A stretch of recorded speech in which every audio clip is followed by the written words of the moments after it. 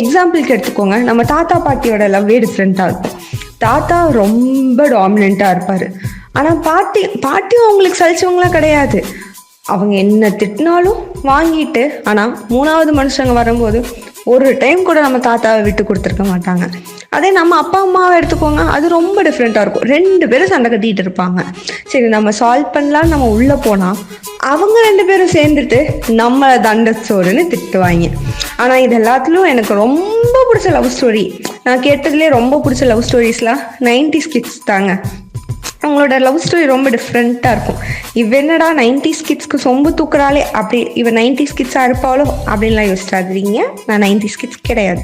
ஏன்னா 90s kids அவங்க love letter எழுதுறதாகட்டும், இல்லை அவங்க லவ் பண்ணவங்க வந்து யூஸ் பண்ண பொருளை பத்திரமா சேர்த்து வைக்கிறதாகட்டும், அது ஒரு மாதிரி டிஃப்ரெண்ட்டான லவ்ங்க.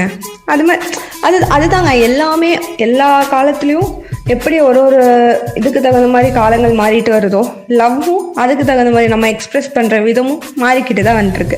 சரி, ரொம்ப வளவலா கொலக்கொலான்னு இழுக்கிறேன்னு நினைக்கிறேன். இதுக்கு ஒரு ஃபுல் ஸ்டாப் வச்சிடலாம். ஆனால் ஃபுல் ஸ்டாப் வைக்கிறதுக்கு முன்னாடி நான் ஃபஸ்ட்டு ஒரு பாட்டு லைன் சொன்னேன்ல, அது கூட கம்பேர் பண்ணி ஒரு பொண்ணு அவன் உலகமாக இவன் தாண்டா என் உலகம் அப்படின்னு நினைக்கிற ஒருத்தனுக்கு அவள் ஒரு சில வரிகள் எழுதுனா எப்படி இருக்கும் அப்படின்னு சொல்லிட்டு அந்த கற்பனையோடு முடிக்கிறேன்.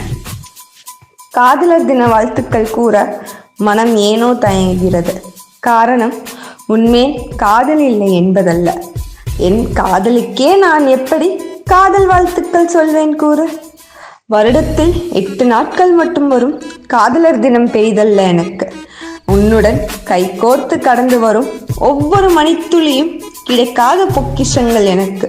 செம்புலப்பெயர் நீர் போல என்றும் உன்னுடன் கலந்திருப்பேன், உனக்குள் உன்னவளாக. நன்றி, வணக்கம்.